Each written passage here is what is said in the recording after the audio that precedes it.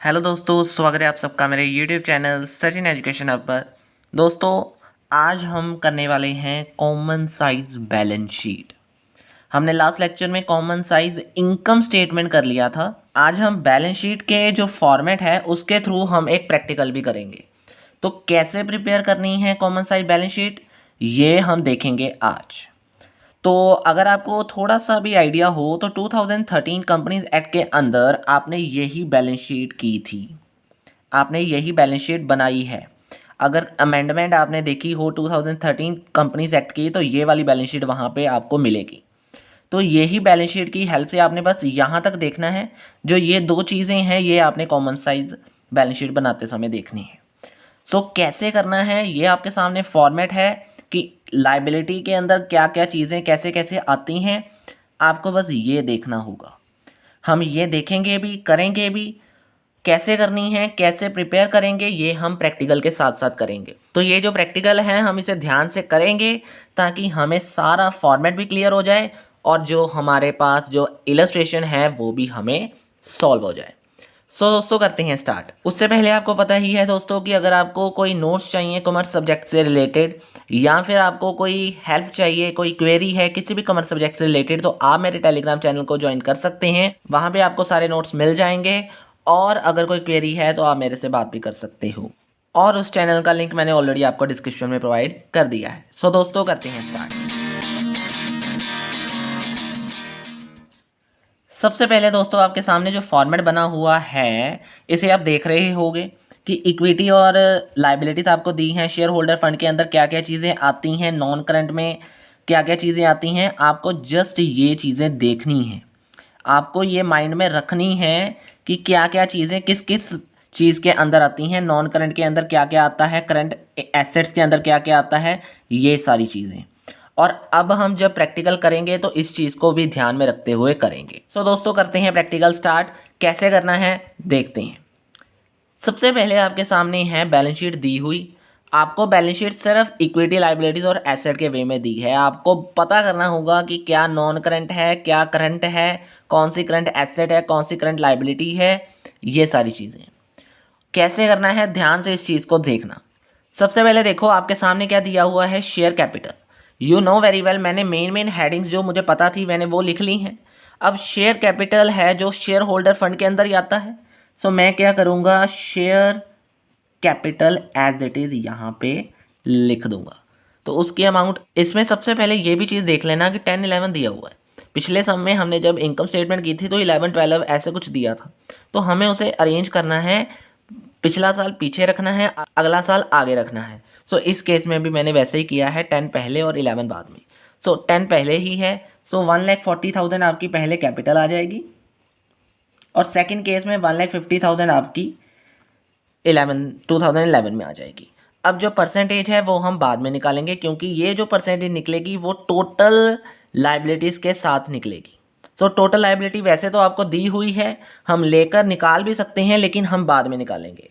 सो दोस्तों आगे क्या है, लॉन्ग टर्म लोन। अब जो लॉन्ग टर्म लोन है वो किसका पार्ट होता है, नॉन करंट का। क्योंकि नॉन करंट जो होते हैं उसमें आपकी जितने भी लॉन्ग टर्म बोरविंग्स होती हैं, लॉन्ग टर्म लोन्स होते हैं, वो सारी चीज़ें इसमें आती हैं। लॉन्ग वाली चीज़ें, नॉन करंट मीन्स जो करंट में नहीं है, शॉर्ट पीरियड के लिए नहीं है। सो लॉन्ग टर्म लोन आप यहाँ पे लिखोगे। सो लॉन्ग टर्म लोन कितना है आपका, 30,000 है और दूसरा है आपका 40,000। सो आपने एज इट इज़ यहाँ पे लिख लिया। अब बात बढ़ती है आगे करंट लाइबिलिटी के ऊपर। तो ये दो चीज़ें हैं जो आपको पता है कि वो लाइबिलिटी जो साल के अंदर अंदर आपको पे करनी पड़ जाए या हो सकती हैं, उसे हम करंट लाइबिलिटीज़ कहते हैं और ये दोनों करंट लाइबिलिटीज़ हैं। सो ये देखो क्रेडिटर्स और बिल्स पेएबल, मैंने दोनों चीज़ें लिख ली। अब क्रेडिटर्स कितने हैं, 20,000 और 30,000। 20,000 एंड 30,000 आपने एज इट इज़ लिख लिया और सेकंड केस आता है आपका 10,000 और 20,000। 10,000 और 20,000 आपका बिल्स पेएबल आ गया।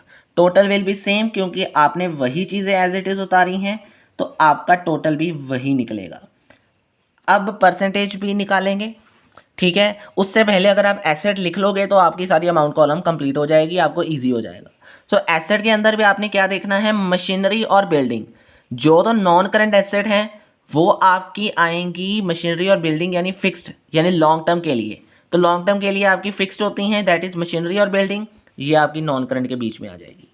यानी सबसे पहले मैं लिख लेता हूँ मशीनरी और सेकंड केस में मैं लिख लेता हूँ बिल्डिंग। बिल्डिंग और मशीनरी मैंने फिक्स्ड है, लॉन्ग टर्म के लिए है, इसलिए इसे लिखा। तो 50,000 आपकी पहले अमाउंट आ रही है और 75,000 मशीनरी की बाद में।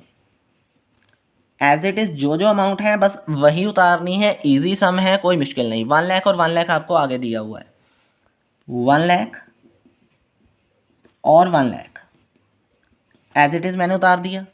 अब आपके पास करंट एसेट यानी ये जो चीज़ें शॉर्ट टर्म एसेट्स होती हैं वो वाली चीज़ें। अब डेटर, स्टॉक और कैश तीनों चीज़ें क्या हैं आपकी short term, debtor, stock and cash at bank.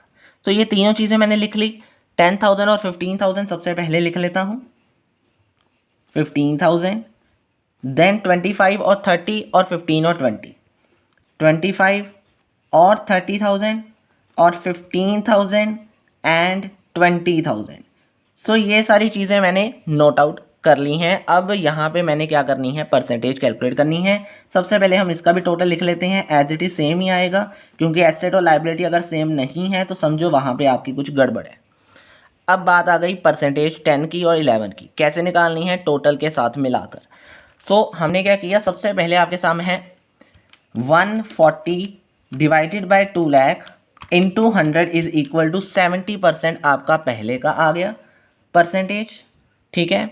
और सेकंड वाले की कितनी है, 1,50,000 को अगर 240 से किया, 240 लाख से हमने डिवाइड किया तो 62.5 आपके पास आंसर में आ रहा है।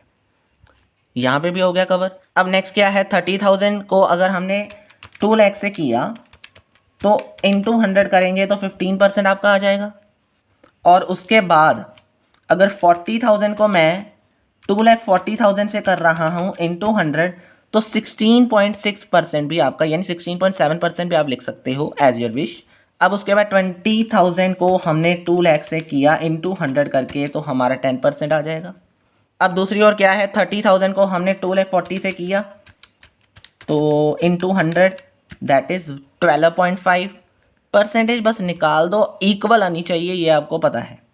अब 10,000 divided by 2 lakh into 100 is equal to 5% just. और अगर हम इसका करें 20,000 divided by 2,40,000 into 100 is equal to 8.3। So ये सारी चीज़ें हो गई। अब इन चीज़ों के हमने टोटल कर लेने हैं तो 100 आना चाहिए। अगर आपका 100 आ गया तो समझो आपका सही है। मैं करके भी दिखा देता हूँ, वैसे 100 ही आएगा। 15, 10 और 5, पहले का तो 100 आपके सामने है। अब दूसरे का देखो, 62.5, 16.7 कर लिया मैंने, अब 12.5 और 8.3। तो ये सारी चीज़ें करने के बाद 100 आपका यहाँ पे आ गया 100। अगर तो 100 आ गया समझो सारी बैलेंस शीट आपकी लाइबिलिटी वाली ठीक है, अदरवाइज आप रॉन्ग हो। अब यहाँ पे आप देख लो परसेंटेज निकालनी 50, बस सिंपल सा टॉपिक है, कोई मुश्किल नहीं है। आपको बस परसेंटेज कैसे निकालनी है वो आपको आना चाहिए। अब 25 पहले का आ गया, 1 लाख को 2 लाख से करूँगा तो आपका 50% आ जाएगा। देन 10,000 नेक्स्ट वाला 2 लाख से किया इंटू 100 दैट इज़ 5%। फिर 25,000 को मैंने 2 लाख से किया इंटू 100 दैट इज़ 12.5%।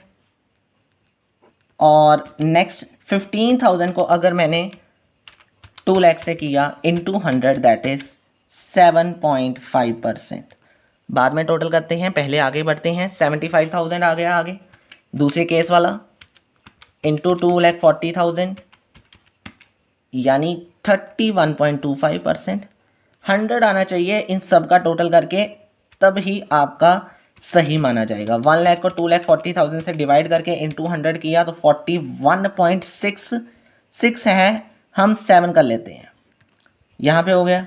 अब उसके बाद 15,000 को हमने किया 2,40,000 से इंटू 100 तो 6.25 आ गया आपका। उसके बाद 30,000 को हमने किया 2,40,000 से इंटू 100, 12.5 आ गया।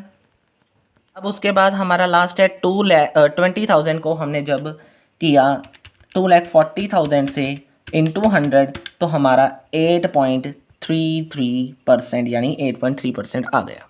अब इन सबको टोटल कर लेते हैं। 31.25%, 41.67%, 6.25%, एक आधा पॉइंट इधर उधर हो गया तो कोई आपका गलत नहीं माना जाएगा, तो 8.3%। सो 99.97% आपका आ रहा है, तो 99.7% मीन्स ऑटोमेटिकली इक्वल टू हो गया आपका। सो ये चीज़ें ऑलरेडी कंप्लीट हो चुकी हैं। अब 25 और 50 75, 80 और 80 जब हम इनको भी करेंगे तो ऑटोमेटिकली 20 आंसर आ जाएगा और आपका 100% टोटल बन जाएगा। सो दोस्तों ये एक छोटा सा सम था जो आपको तब पूछा जा सकता है, मुश्किल तब हुई होगी जब आपको ये चीज़ें देखनी है कि कौन सी करंट में है कौन सी नॉन करंट में। तो याद रखो कि नॉन करंट में आपकी लॉन्ग टर्म है और करंट में आपकी शॉर्ट टर्म है, उसके अलावा आपको कुछ देखने की ज़रूरत नहीं है। और सबसे पहली चीज़ कि 11 पहले तो नहीं दिया, 10 बाद में तो नहीं दिया, ये चीज़ें भी आपको ध्यान में देखनी है। और टोटल करते हुए ये 100 आएगा तो आपकी सही बैलेंस शीट मानी जाएगी, नहीं तो आप रॉन्ग हो कहीं पे। सो इस चीज़ को ध्यान में रखो। और ये फॉर्मेट आपके सामने बना हुआ है, आपको हर जगह मिल जाएगा। आपको नोट्स चाहिए तो वो टेलीग्राम चैनल पे भी आपको प्रोवाइड कर दिए जाएंगे।